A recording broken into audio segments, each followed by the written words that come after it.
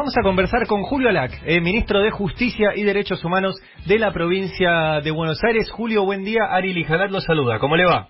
Buen día, Ari. Un gusto escucharlo. Igualmente, muchas gracias por atendernos.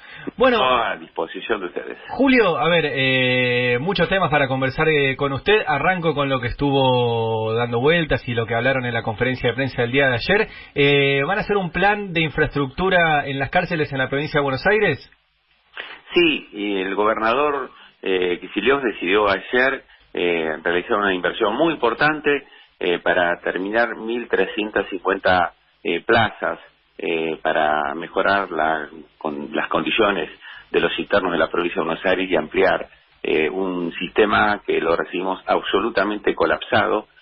Quiero recordar las cifras que dejó el gobierno de Vidal: 51.185 internos en la provincia de Buenos Aires, en una verdadera crisis humanitaria, porque solamente había 24.000 plazas de acuerdo a los requerimientos de los organismos de derechos humanos y de Naciones Unidas. Esta catástrofe que recibimos nos puso, desde que asumimos, al borde de la tragedia en forma permanente, y el gobernador ha dispuesto medidas que fueron solucionando en forma progresiva todos los problemas que se generaban, como la falta de alimentación adecuada, la falta de medicamentos, en fin, mecanismos inéditos, como se llevan adelante mesas de diálogo con los internos en todas las unidades, para ir analizando la situación grupal, individual de todos ellos. Y ahora que cancelamos la deuda que teníamos con los proveedores de alimentos, que era más de 1.000 millones nos dejaron de deuda, y con las empresas de obra pública cancelamos 380 millones de pesos de deuda, vamos a hacer una inversión por decisión del gobernador de 800 millones para terminar las obras que estaban paralizadas en 9 unidades, que nos van a permitir contar con 1.350 plazas, que es un porcentaje que no va a solucionar, obviamente, los problemas de 20.000 falta de plazas que tiene el sistema, pero que va a contribuir a mejorar bastante la situación.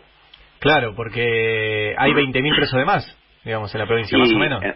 En realidad, de acuerdo a las plazas, tenemos hoy aproximadamente, nos faltarían unas 17.000 plazas por lo menos, con la población que hoy tenemos y con las plazas que hemos ido recuperando.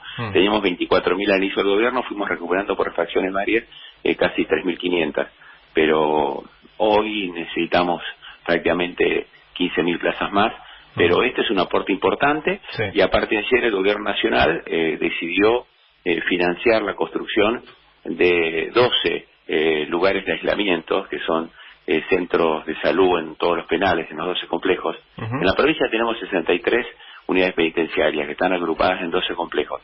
Ayer la Nación, por pedido del gobernador y decisión del presidente, van a construir en un plazo muy corto, con un sistema modular, 12 centros sanitarios que nos van a permitir, eventualmente, si esta pandemia ingresa a las cárceles, que sería una tragedia, poder aislar más de 800 internos dentro del sistema penitenciario para no colapsar el sistema de salud pública.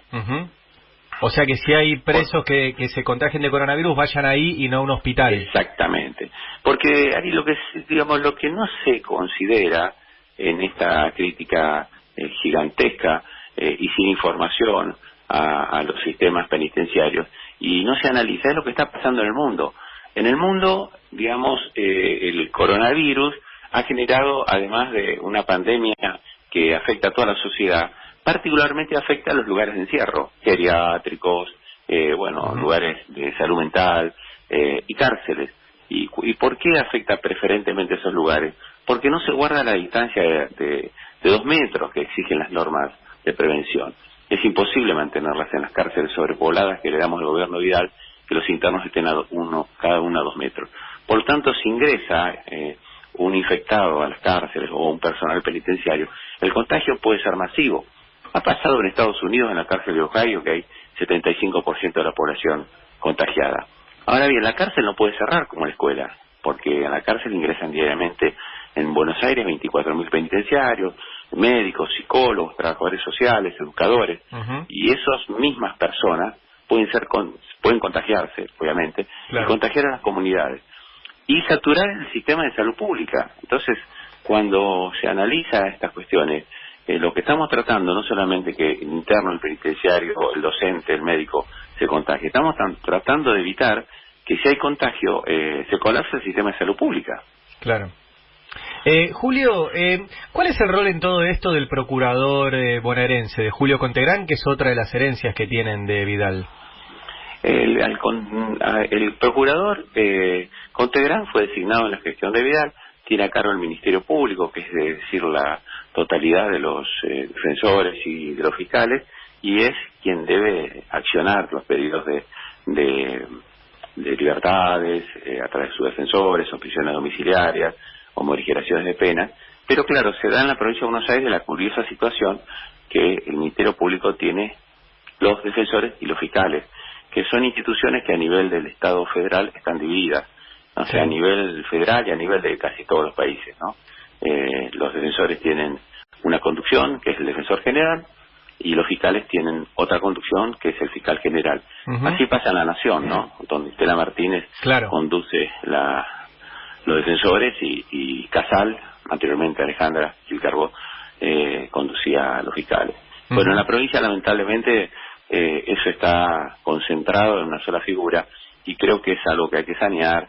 Bueno, ya la Corte se expidió declarando inconstitucional el principio de la unificación de defensa y fiscalías, y lo que hay que proceder ahora es convocar a la elección de un defensor general para que defensa y fiscalía no estén bajo una misma conducción, porque aparece contradictorio, ¿no? Por un lado se piden prisiones domiciliarias o agotamiento de penas, y por otro lado se tiene el rol de apelarlas. ¿Y hay alguna intención de cambiar a Contegrán?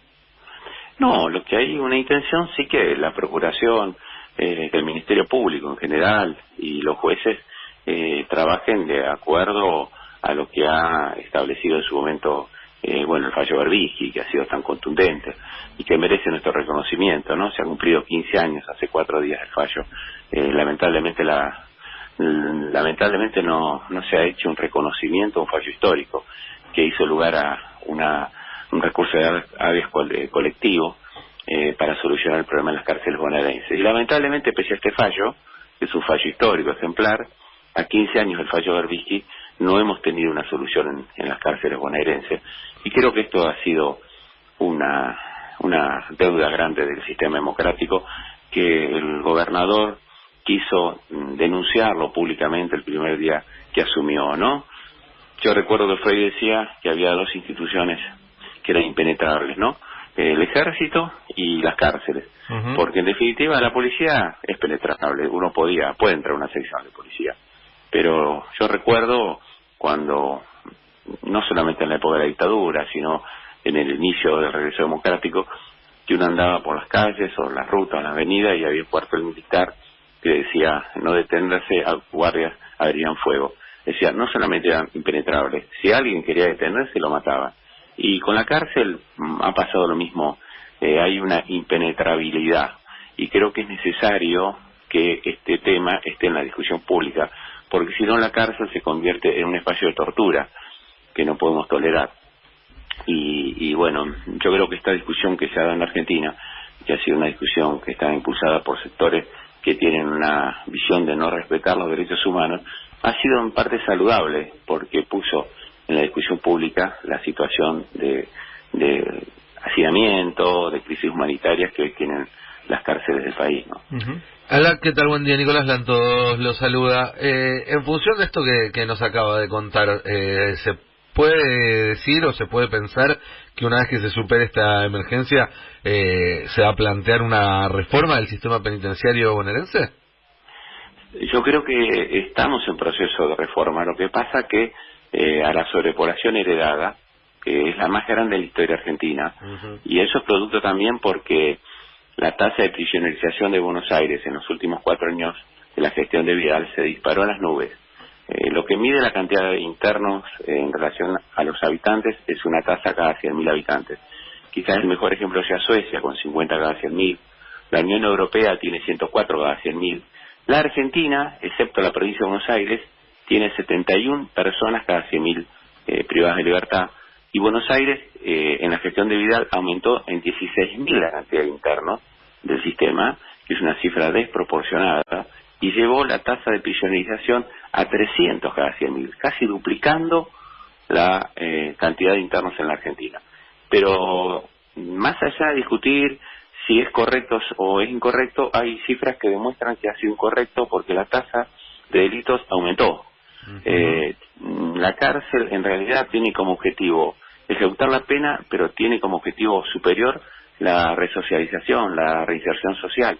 Y con cárceles sobrepobladas de población, se desnaturaliza el objetivo del servicio porque no puede formar, no puede capacitar. Claro. Si duermen 7 personas en una ducha en el piso, si las escuelas están ocupadas por internos, por cuchetas, si los talleres no funcionan porque hay internos adentro, el rol de resocialización no se cumple. Y no se trata de una discusión de visión de izquierda o de derecha, es un tema de la física, es un tema de que no hay más espacio. Y por otro lado, creo que ha habido una gran irresponsabilidad porque creció la población en 16.000 internos y construyeron 1.035 plazas. Entonces, si hay una visión de que todos los delitos, graves y leves, deben transcurrir en el proceso en la prisión. Si la prisión preventiva no debe ser una excepción, sino una regla, como fue en los últimos años. Si tenemos la mitad de la población en prisión preventiva, población carcelaria, que no sabemos si son inocentes o culpables, quieren hacerlo, uno puede discrepar, pero lo que no pueden hacer es que crezca la población en 16.000 internos y construir 1.035 plazas. Eso no tiene defensa, y de eso no quieren nadie hablar, y es lo que pasó en Buenos Aires. Julio, recuerdo estamos hablando con Julio Alac, ministro de Justicia y Derechos Humanos de la provincia de Buenos Aires. Hubo una acusación de parte de algunos medios de comunicación de que el gobierno de Axel Kicillof, de que ustedes presionaron a jueces en estos días. Eso es realmente un disparate, porque primero, que desde que asumimos, el gobernador no nombró a nadie en la justicia. Se produjo una vacante en la Corte y no la cubrió, no pretendió cubrirla porque quiere acordarlo con la oposición. Por lo tanto, a nivel de designación de magistrados, no solamente no se recurrió a la metodología más inicial que quiso nombrar 2 ministros de la Corte por DNU, que fue una barbaridad institucional, y luego, obviamente, se echó para atrás, sino que en la provincia de Buenos Aires, todas las vacantes que existían, aún no se han cubierto. Porque, bueno, nos agarró la pandemia y el Consejo de la Magistratura está trabajando en forma remota. Por lo tanto, los jueces y los ministros de la Corte y el procurador son los mismos de la gestión Vidal. Hay aproximadamente 500 jueces penales en la provincia de Buenos Aires. No hubo un solo juez que haya dicho que recibe un llamado del Ejecutivo para liberar a una u otra persona. Por lo tanto, es algo disparatado. Tenemos división de poderes, la administración de justicia está en manos del Poder Judicial. El Ejecutivo lo único que tiene que hacer son el alojamiento y garantizar que las condiciones de detención sean lo más dignas posible. El Poder Judicial es quien ingresa a la persona al sistema y la saca. El Ministerio de Justicia de la provincia o cualquier Ministerio de Justicia no puede poner el pie de un interno en la vereda si no es por orden judicial. Toda esa campaña de decir que nosotros queríamos promover libertades, creo que quedó absolutamente, desmontada, porque la misma Corte de Justicia, los mismos jueces empezaron a plantear responsabilidades o irresponsabilidades de sus pares. Así que me parece que ha sido más que nada una visión política de la oposición que trató de imputarnos algo en la cual no tenemos ninguna responsabilidad. Las decisiones son de los jueces, y es más, un juez en la provincia de Buenos Aires, por ejemplo, dada la característica social, el 95% de los privados de libertad no tiene defensa particular, porque es gente que no tiene recursos, a diferencia del interno federal, que suele ser un interno que, por las características de los delitos, contrabando, narcotráfico, lavado de dinero, es un privado de libertad que tiene más recursos. El privado de libertad en la provincia de Buenos Aires podemos decir que es un colectivo muy humilde, de muy bajos recursos, no tiene dinero para defensa particular. Eso explica también el crecimiento poblacional. Claro. Eso explica también que hay, además de delincuentes, hay muchísimos que han sido privados de la libertad y están privados de la libertad porque son indigentes, claro, porque no tienen la defensa pública, la defensa privada que pueden contratar, y porque la defensa pública está saturada.